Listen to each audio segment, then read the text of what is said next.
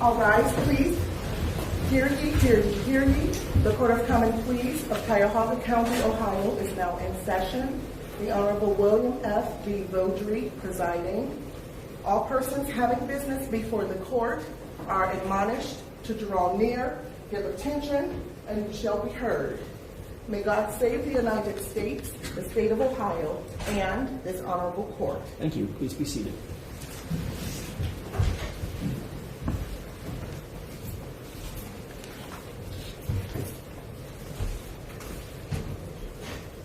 We are here in the case of the State of Ohio versus Levia Paul, case 702-796. The defendant is also on probation to this court in case 693-226. We are here for sentencing in the first case. Would counsel for the state and the defense please identify themselves for the record? Kiara Jackson for the State of Ohio. Levia Paul on behalf of the state. Kiara Jackson on behalf of the defendant. Thank you. The defendant is also present. Thank you, deputies, for your help. Your Honor, can we just clear the record? Her probation was terminated by this honorable court. It was a misdemeanor that ended after her confinement for in excess of 6 months. I don't see that in the file. Do you have a copy of the court's decision to that effect? Yes, I think the state agrees. That was on misdemeanor probation. Yes, it is, Your Honor. We're in agreement. Thank you. I will make a note of it in the file that does not currently appear. What was the date of that termination, please? If you know. I don't have it off the top of my head, Your Honor. Roughly? Shortly before trial.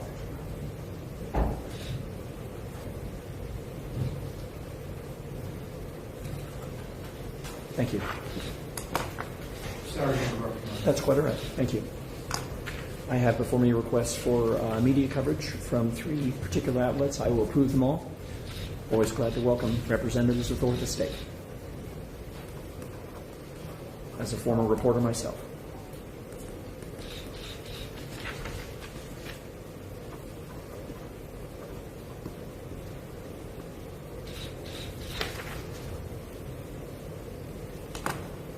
For 19 News, this is unsigned by whoever was seeking that.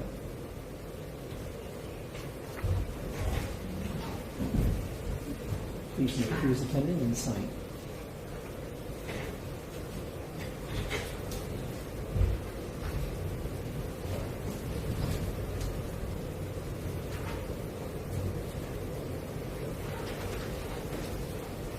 You're welcome to use the desk here if you wish.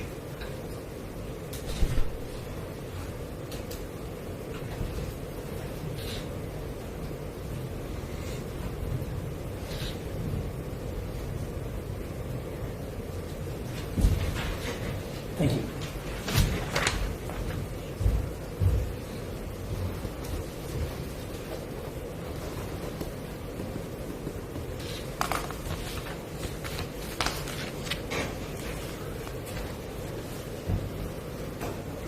Each media request is hereby approved. I have before me the pre-sentence investigation report of April 30th, 2026. Have you had a chance to review that, Mr. Schlackett? I have, thank you, Your Honor. Do you notice any errors or omissions? No. Has the state also had the opportunity to review it? Yes, Your Honor. Do you notice any errors or omissions? No, Your Honor. Thank you. I also have before me 32 statements submitted by the state, by next of kin, friends, and relations of the victim. Anybody who did submit a letter to the court, be assured, please, I have read them all. If you would like to speak today, you may, but it would not be necessary if you would only be, in essence, repeating what you said in your letter. Counsel for both the state and the defense, of course, may speak to anybody who does wish to be heard and determine who might come forward. Please silence all cell phones and pagers. You would have passed 3 signs on your way into the courtroom telling you to do so. If you're not sure, please check any cell phones and pagers now to be sure they are entirely silenced. Thank you. Mr. Schlackett, would you like to be heard as to sentencing? Yes, Your Honor, may it please the court. As you know, on the eve of trial, I think the day of trial, Ms. Paul accepted responsibility to the involuntary, I believe it was the involuntary manslaughter with a 3-year, Your Honor, as well as the discharging of firearm near prohibited premises. Your Honor, as you know, Ms. Paul is 24 years old. She has no prior felony history. Judge, you know a little bit about the case, what happened factually, but let me just share with you from Levia's perspective. Levia and the young lady that got shot and run had no animosity. In fact, they were romantically involved. They were close. They actually cared very deeply for each other. It's a tragic event. They were at the park that night. There was a lot of intoxication. Everybody was drinking the entire day for like 12, 14 hours. Levia had a firearm with her. Being naive to firearms, she took out the cartridge casing to a semi-automatic 9mm, thinking that when you took out the casings, the clip, as they call it, she thought the gun was unloaded. Had no idea that the gun had one bullet that was seated in the chamber. They were involved in a discussion. There became not a fight, but a physical, little bit of an altercation where Levia was approached. She became afraid and she shot the gun one time just to scare the young lady, and tragically, I mean, it didn't hit her in the arm or leg, or it wouldn't be here. It killed her. And this is something that this young lady is going to have to live with the rest of her life. It was actually, Your Honor, if we had proceeded to trial, I was going to defend this case under what was called a reckless homicide, where she just said, there's a lot of case law on it, where you have a gun, you think it's unloaded, and then you use it, and it's reckless, because a responsible person wouldn't do that. That's the standard of recklessness under the Ohio jury instructions. But she did accept responsibility. The plea agreement came with a agreement, Your Honor, of a range for this honorable court, if this honorable court's willing to accept the range, which of course the court's not bound by, but hopefully you'll accept it. We've negotiated very difficultly, very strenuously to get an agreement between not less than 15 and not more than 25. Based on all the factors of 29, 29, 11, 12, 13, and 14, I submit to you most respectfully, Your Honor, that the appropriate range for this young lady would be 15 years. That will adequately punish her. It would not demean the seriousness of the offense, and it's going to give this basically first offender a very long time to consider what she did to a young lady that she deeply cared for. I know that the family is extremely upset, of course, as well they should be. My client's got a courtroom full of people, Your Honor. Outside, there's a number of other people that couldn't get in just due to the size of the courtroom. Her mom and dad are here, all her family. She's got a lot of support. As there is limited space, I'd ask my bailiff to pass along to counsel of both sides to please select those who have the nearest relation to both the victim and the defendant in turn. You've done so, I presume. Yes, we have, Your Honor. And the most important people for Levia are here in the courtroom. All of her other well-wishers are outside. I see Ms. nodding as well. Yes, Your Honor. Thank you. Thank you. So I would most respectfully request, Your Honor, that you impose the 15-year sentence. 15 years to this young lady is quite a while to do, but she does have a life. She'll have a life thereafter. I know that the victim doesn't, and they've got a significant loss. Levia is truly sorry. She'll tell you. She'll tell the family. She's sincerely sorry for what she did. It was never her intention. The biggest problem that Levia has, Your Honor, is that her conduct post-incident is what looks so bad. Rather than just stay there, tell the police what happened, perhaps the state would have been more responsive to her plea. But instead she ran away. And she was just scared to death, scared of what happened, afraid, didn't really know how to compartmentalize everything that happened or digest it. And she made the wrong decision. She ran away. The next day, she turned herself in. And I would hope, Your Honor, that you would consider some of the mitigatory remarks. This really is not the way she's lived her life. She has no prior history. She was not a young thug running around on the streets carjacking and shooting people. She just fooling around with a gun that night, thought it was unloaded, and here we are. So I'd ask you to consider those remarks, Your Honor. Thank you, sir. Thank you. Ms. Paul, is there anything you wish to add? I'm sorry. I never knew this to happen. Will you speak up, please? So I'm sorry. I never knew for any of this to happen. I have to live with this for the rest of my life. Thank you, Your Honor. You may be seated. Is there anybody else who would like to be heard for the defense? Mr. Schlackett?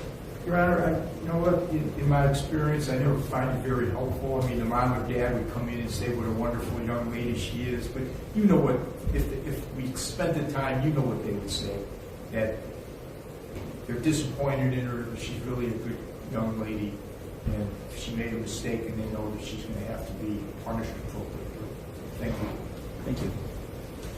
Would the state like to be heard? Yes, Your Honor. Thank you.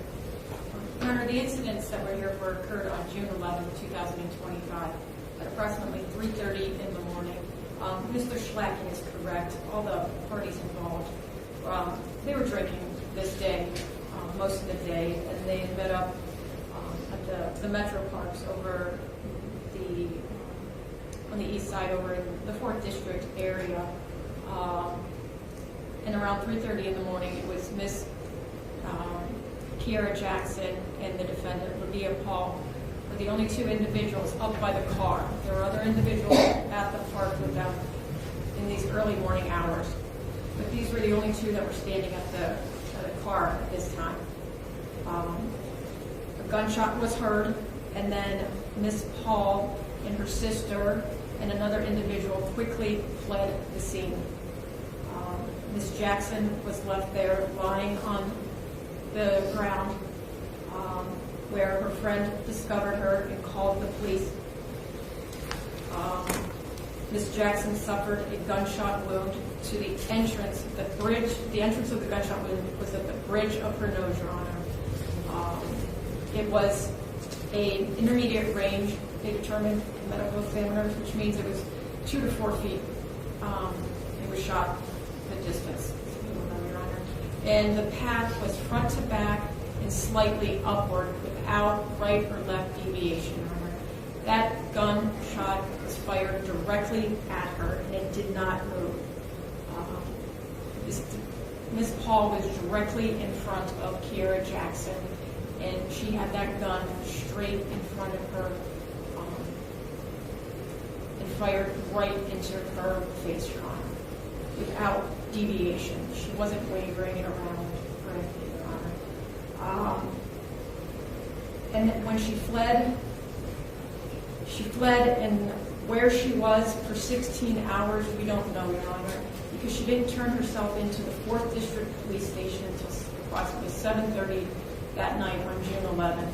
And when she turned herself into the 4th District Police, she claimed she didn't know why the police were looking for her, but she knew that the police were looking for her. She had altered her appearance by cutting her braids off, and the firearm has never been recovered, Your Honor. So I don't know if that is what someone who is scared, simply scared, and is afraid does.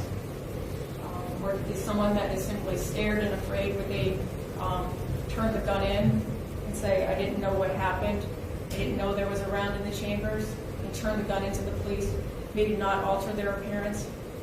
Maybe if she is afraid and does flee, maybe go to the police a little earlier?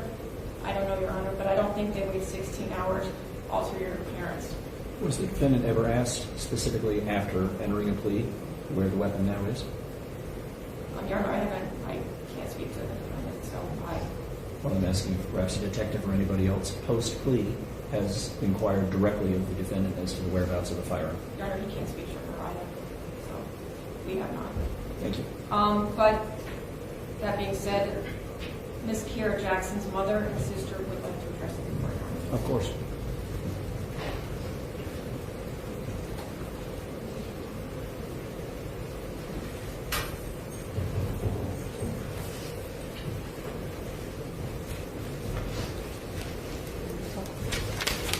Welcome to you all. Hi. What is your name, please? My name is Kiara Jackson. I'm the younger sister of Kiara. You had written a letter to me? Huh? You had written a letter to me? Yes. No, not in there. I wrote it. It's right here. Yes. Will you spell your name for me? It is Kiashala Jackson. Are you sure you want to go first? What would you like to tell me, ma'am?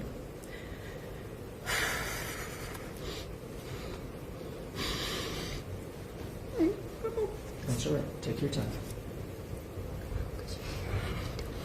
There are some tissues there if you need them. My name is Kiara Jackson.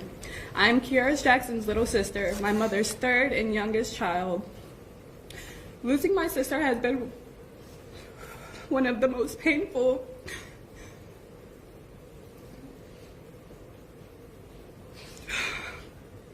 and life-changing experiences my family and I have ever had to face. Growing up the youngest, I have always looked up to my sister. Growing up, I've always looked up to my sister no matter what we went through. She was someone I could go to, someone I can confide in without any judgment. She was my best friend I never had to ask for.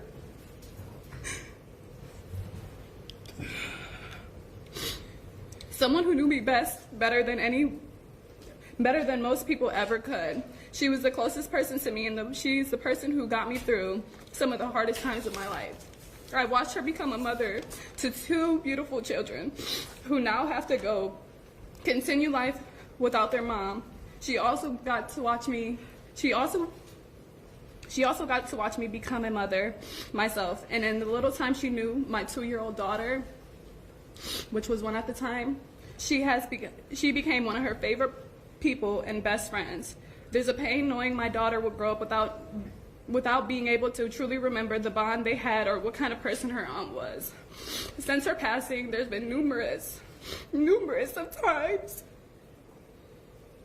where I reached for my phone to try to call her, or ask her for advice, talk to her, just barely remembering that I'm no longer able to. I watched my entire family grieve. I watched my mother try to stay strong while her entire world fell apart. I watched her children struggle with anger, confusion, heartbreak at such a young age because they are trying to understand how their mother was taken from them. I've had to hear her son, who's now 6 and was 5 at the time, explain the depths of what happened to her in detail. In details no child should ever know. I watched loved ones turn to alcohol for a distraction. I've watched some of them turn to violence. Kiara's death did not only take one person from this world, it created a ripple of pain that continues affecting everyone who loved her. The emotional damage left behind cannot be measured, fixed, or undone. Levia Paul would never truly understand the pain and destruction her actions caused. She knew she was a mother. She knew she was a mother. She knew there was children who depended on her, who loved her and needed her, and none of that mattered to her in that moment. Because of her actions, 2 innocent children now have to grow up without their mother, and my family has to spend the rest of our lives carrying a grief that will never fully heal. Levia's family will continue to be able to hear from her on holidays while we have an empty seat. They will continue to be able to tell her happy birthday while we celebrate at a cemetery. Her mother will never have to experience the pain that she put mine through of outliving your own child. This was not the first time that Levia chose violence and caused harm to another human being. She has also harmed children, someone who can not defend themselves. And the father is currently out there waiting for justice as well. If she was completely held accountable for the last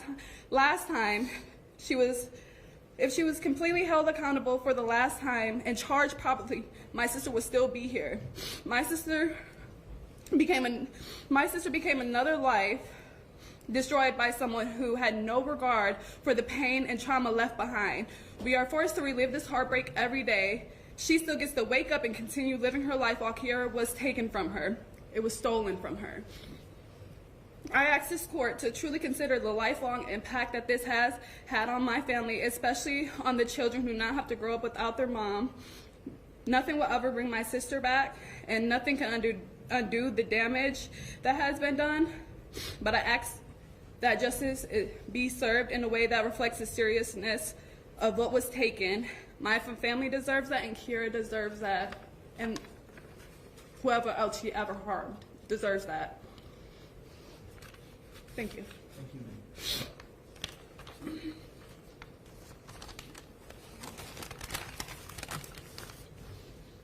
What is your name, please, ma'am? Michelle Piazza. I'm Kiara Jackson's mom.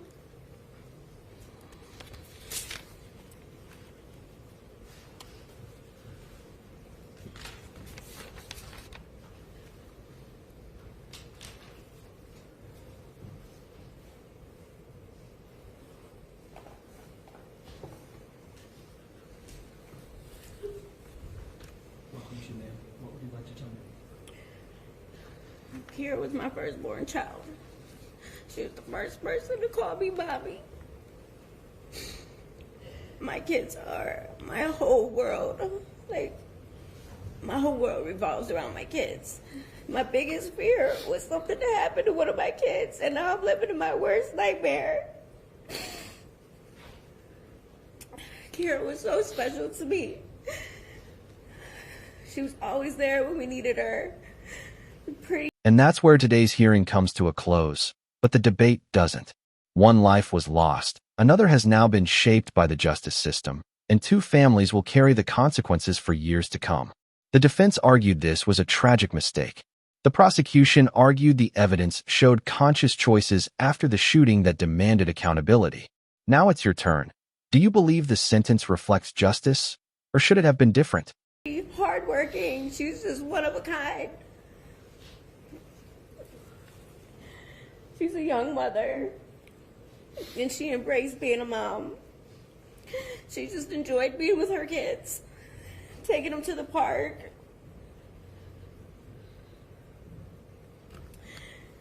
She was so proud of them. This has been the worst year of our lives. Kiara's gone. There's no more talks. There's no more vacations. There's no calls. There's no more I love yous.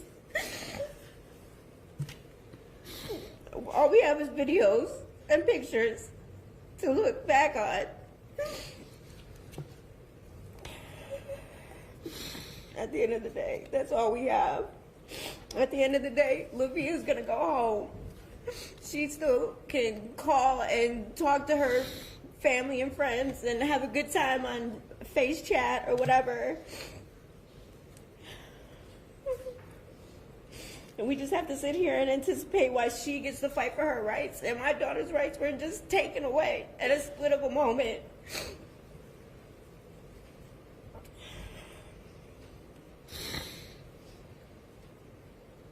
My daughter didn't deserve that. She was only 25 years old. 25 years old, and her life was just taken away.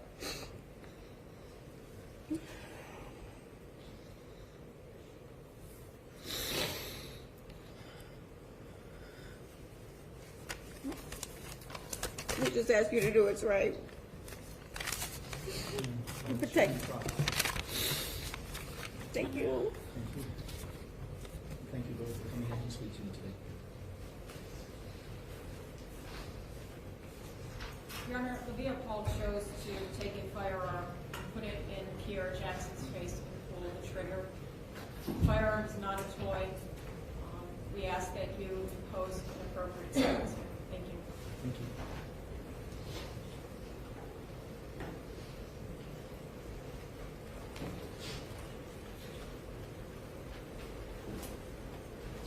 It appears to me that the defendant would be entitled to a 331-day jail credit. Would you agree, Mr. Schrecker? Yeah, that's back to June 11th of 2025, Your Honor. Would the state agree? Yes, Your Honor. Thank you. Were you appointed or retained, Mr. Schrecker? I'm retained, Your Honor.